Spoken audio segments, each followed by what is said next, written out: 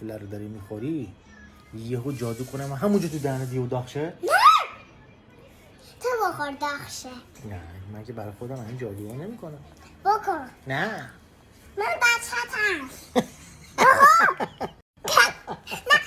خب بچه‌م باشی چون بچه‌می باید فلفل تون بهم بدی بخورم. نه چشاتو ببند بخواب دهنتم باز کن که چرا؟ که فلفل بندازن تو دهنه. خب من که گناه دارم نه باباتم. عجیم میکنن تو نشه.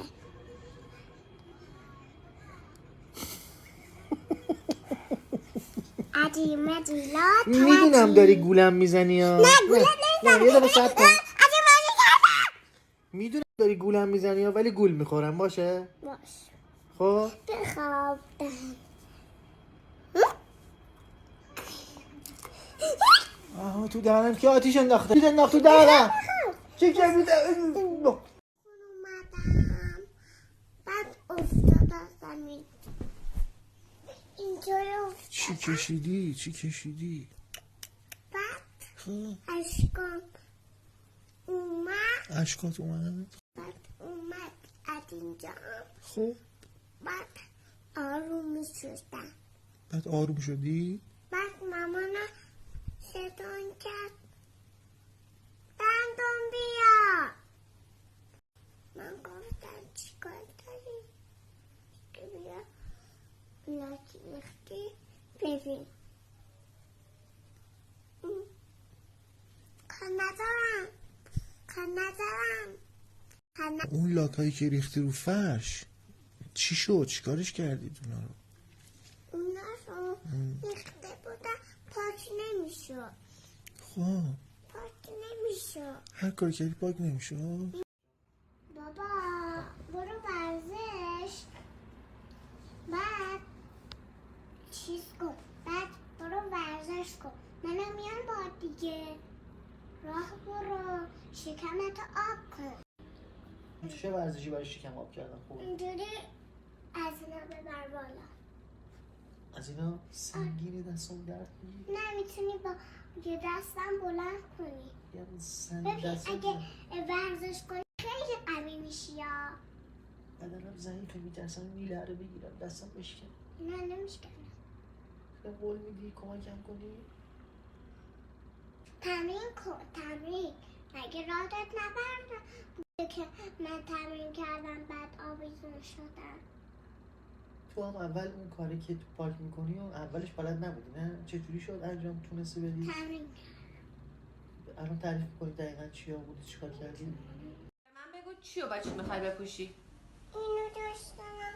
اینو دوست دارم. کدوم دوست داری؟ اینو دوست دارم. اینو دوست دارم.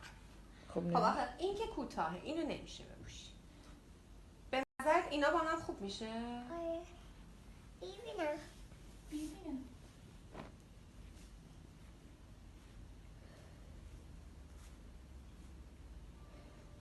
میاد به هم؟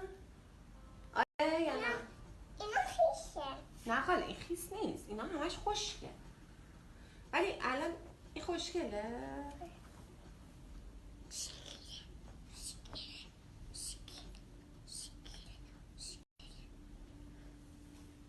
اینا نیست خوشگه. بزنم خوشگه.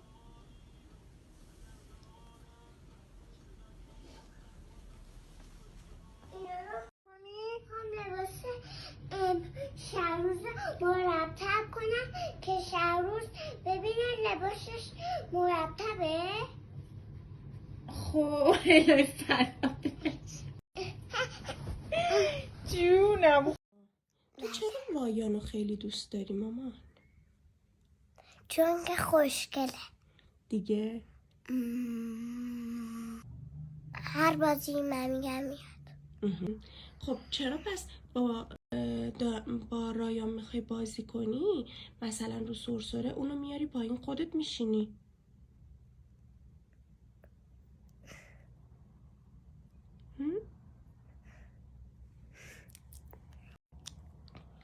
یا توی مثلا تاپ میخوای سوارشی اون سوار شده میاریش پایین خودت سوار میشی. چرا؟